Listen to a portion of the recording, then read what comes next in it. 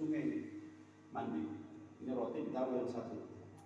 Ini roti nanti dijagain sama ente, ya. Kita kan baru makan nih, masih kenyang. Nanti yang satu buat persiapan nanti kalau kita udah lapar, dimakan lagi. Bagi separuh-separuh.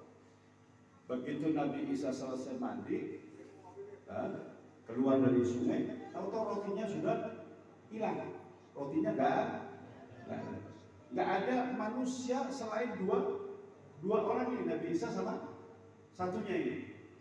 Kata Nabi Isa tanya, ini roti tadi di sini di mana? Kan itu yang jagain. Nah, orangnya ini apa? Bilang apa? Nggak tahu Nabi Isa.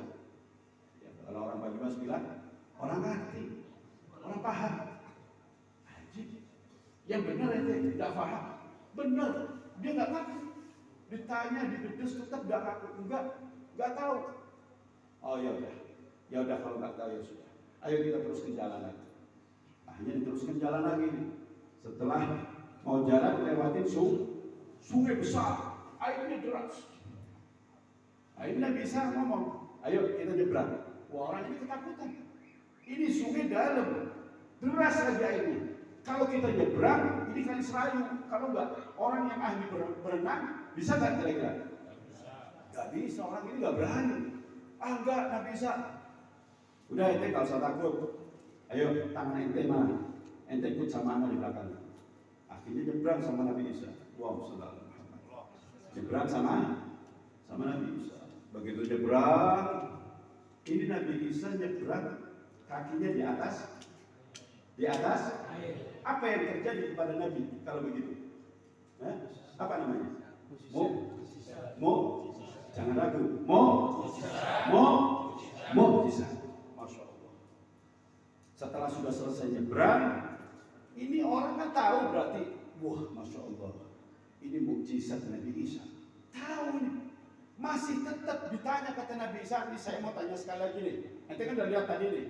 Nah, ya udah lihat nyebrang, jalan di atas air. Kita nggak tenggelam. Wah, Masya Allah. Apa namanya mukjizat? Saya mau tanya nih kata Nabi Isa.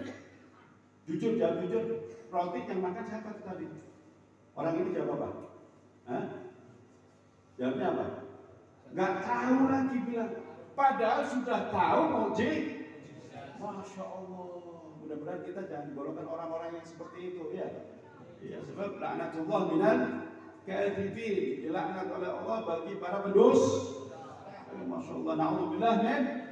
Ya Allah, jangan jadikan kita ini orang-orang dusta, ya Allah. Jauhkanlah ya Allah. Ya. Akhirnya apa ini? Nabi Isa, begitu dia tetap nggak ngaku, ya sudah, nggak apa-apa, ayo kita jalan. Begitu jalan di tengah-tengah ketemu pasir. Akhirnya Nabi Isa ini bikin gunungan, pasir ini dibuat gunung. Wah, nggak taunya pasir setelah jadi gunungan, ada 3 gunungan, didoain, tahu-tahu jadi emas. Wah, Masya Allah. Tahu-tahu jadi emas. Wah, Masya Allah. Akhirnya kata Nabi Isa, ini emas ada 3. Kan kita sudah sepakat ini. Ya sudah. Kalau 3 dibagi 2 berarti punya berapa? 1,5. Sekarang kita ambil bagian satu-satu dulu, yang satu nanti. Saya mau tanya nih, kira-kira kalau yang satu ini anak kasihkan ente, tapi ada syarat. Apa syaratnya nih biasa? Ente kalau jujur anak tanya, ini buat ente. Siap? Wah, orang ini langsung jawab, siap.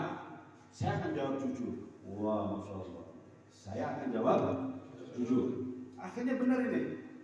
Ya udah kalau ente jawab jujur, ini yang satu ini anak kasihkan ente. Akhirnya dikasihkan. Nah, pertanyaannya apa nggak bisa kata orang ini. Pertanyaannya, karena mau tanya lagi, roti yang makan siapa tuh? Udah orang sini jangan terlalu melek banget matanya kalau lihat ini ya. Ini apa namanya? Fulus. Mana fulusnya ini jari? Tapi kalau digoyang-goyang, apa isyaratnya? Fulus, betul nggak? Iya, kadang imanuhum fil fulus, fil nubud, fil dunya. Oh, naudzubillah. Ya. Akhirnya orang ini begitu kan emas gunungan itu mau dikasihkan, jujur dia. Ya siap. Siapa yang makan roti? Ngapunten nggak bisa. Kulo sih makan roti ini. Waduh, dari tadi jujur kan enak. Ya enggak, sampai nyebrang udah lihat mujizatnya Nabi, tetap bohong. Begitu giliran dunia jatah dia mau dapat, ya miliaran rupiah mau dia, masya Allah. Makanya jangan wal-wal kedua ya. Hati-hati ya kalau urusan begini, masya Allah ya paling senang ya. Iya. Tapi kalau jadinya nggak digoyang begini, ini nggak ada isyarah ini. Tapi kalau digoyang-goyang, fulus ya kan. Yuhibbul fulus. Akhirnya Nabi bisa ngomong. Ente mau yang satu punya anak buat ente? Wah mau nggak bisa, tapi ada syaratnya. Apa syaratnya tuh? Syaratnya ente pisah sama anak jalan sendiri, ente jalan sendiri. Bukannya sudah terhipnotis dengan dunia. Dia nggak memilih ikut jalan dengan Nabi, masya Allah. Makanya hati-hati ente. Takutnya kalau ente nggak memilih ikut jalan dengan baginda Habibuna Muhammad, wah masya Allah. Yang diterangkan umatnya paling baik, kita sudah dijodohkan oleh Allah. Jadi umatnya Nabi. Nabi kita Nabi Muhammad. Muhammad. Diterima tuh.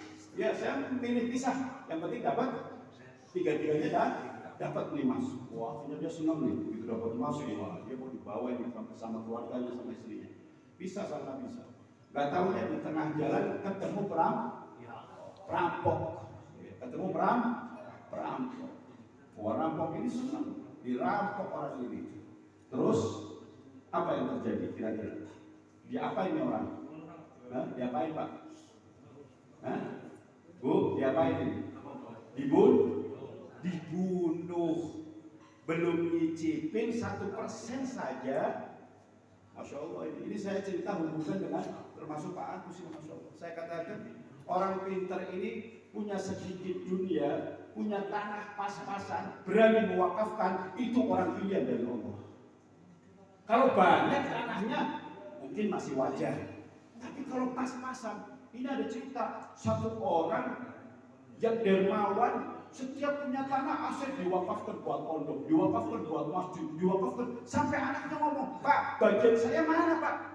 Bu, bagian saya mana? Nanti ente dapat dari Allah. Kalau orang tua itu meninggal, anaknya sukses semua, nggak ada yang marah. Padahal nggak ada bagian masya Allah. Ini kadang dunia yang kita rencanakan belum kita ngerasain udah mati. Ini kayak orang ini tadi, orang Israel ini. Ya, akhirnya mati. Wah perampok ini sama punya perjanjian. Wah kita dapat 3, dibagi orangnya 3 perampoknya, dibagi satu, dibagi satu. Wah senang ini perampok. Yang satu bilang punya pikiran licik. Yang satu, ini sebelum kita pulang ke rumah masing-masing, ayo pesta dulu.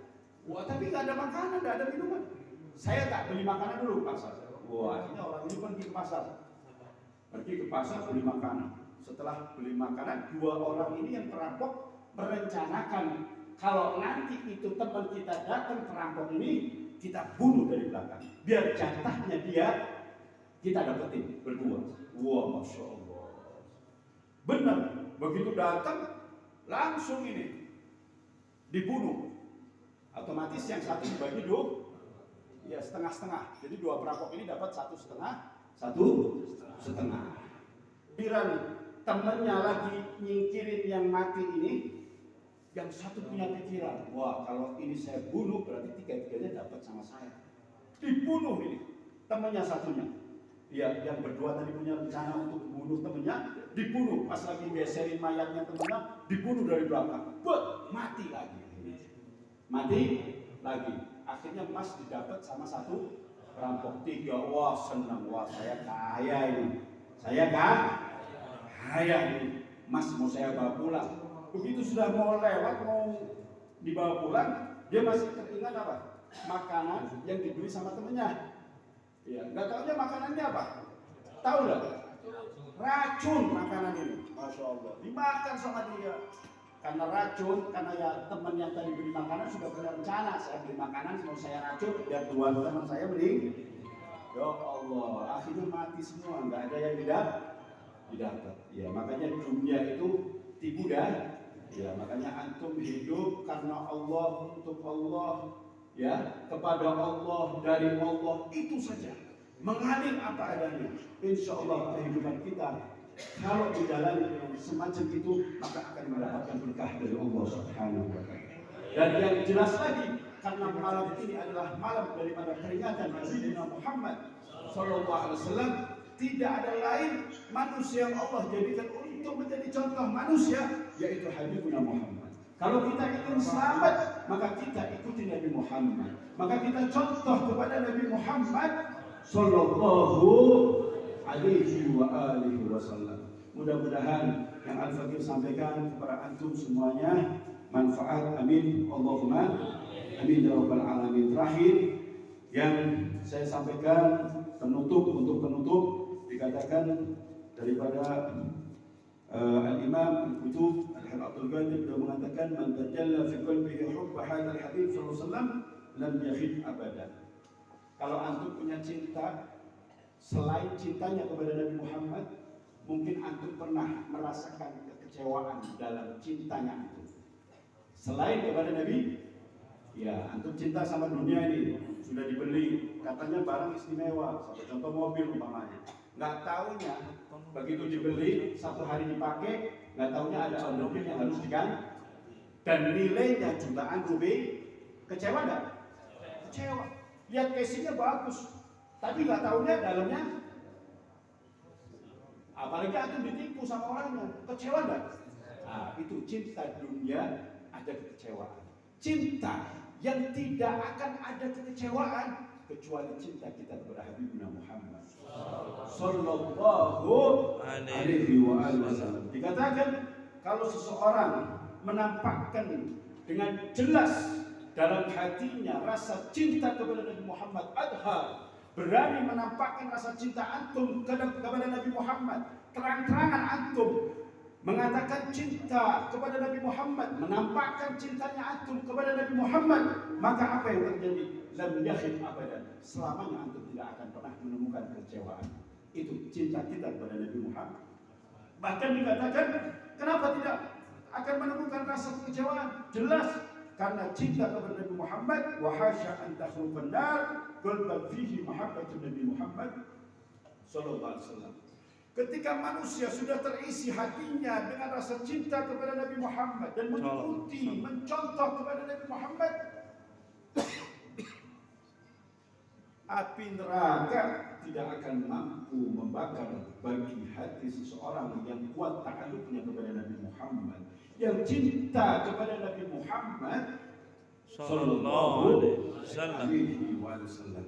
Ini yang perlu kita ketahui. Ada satu kisah di zaman Rasul mengatakan ja'a ahlul jannah sampai 3 kali. Akhirnya Abdullah bin Amr bingung siapa ini kiranya. Dan tahunya orang yang disebut orang ahli surga orangnya biasa saja, bukan dari kalangan sahabat yang dekat banget dengan Nabi. Lah biasa. Akhirnya sampai Abdullah bin Amr